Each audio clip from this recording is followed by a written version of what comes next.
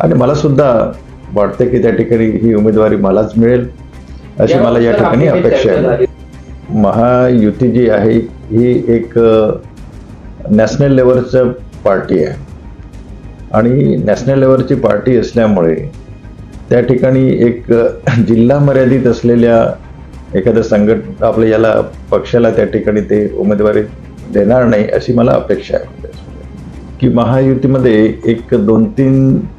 जागांचं जे काही ठाणा आणि नाशिक पालघर ह्या जागांचे जो तिढा जो होता तर तो आता जवळजवळ त्या ठिकाणी सुटत आलेला आहे आणि मला आशा आहे की या 2 ते 3 दिवसामध्ये 2 दिवसामध्ये यांनी सोमवारपर्यंत या ठिकाणी उमेदवारी त्या ठिकाणी जाहीर होईल.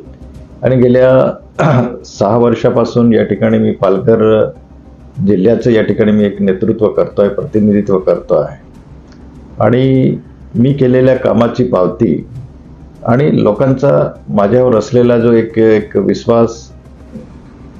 त्याचप्रमाणे या ठिकाणी जे माझ्या जे वरिष्ठ आहे त्या वरिष्ठांवरती सुद्धा माझा विश्वास आहे आणि एक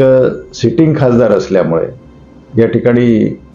प्रत्येक खासदाराला वाटते, सिटिंग खासदाराला वाटते की उमेदवारी ही मलाच मिळावी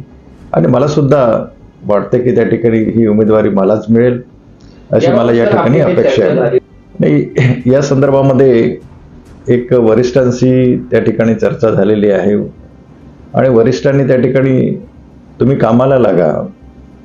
आणि त्या पद्धतीने मी आपल्या मतदारसंघामध्ये त्या ठिकाणी मी कामाला लागलेलो आहे आणि अजूनही मला आशा आहे की या ठिकाणी अशा पद्धतीने चुकीचे काय होणार नाही आणि त्या ठिकाणी पालघर लोकसभेवरती या ठिकाणी माझीच वर्णी लागेल अशी मला आशा आहे. हे बघा की तसं महायुती जी आहे ही एक नॅशनल लेवलचं पार्टी आहे आणि नॅशनल लेवलची पार्टी असल्यामुळे त्या ठिकाणी एक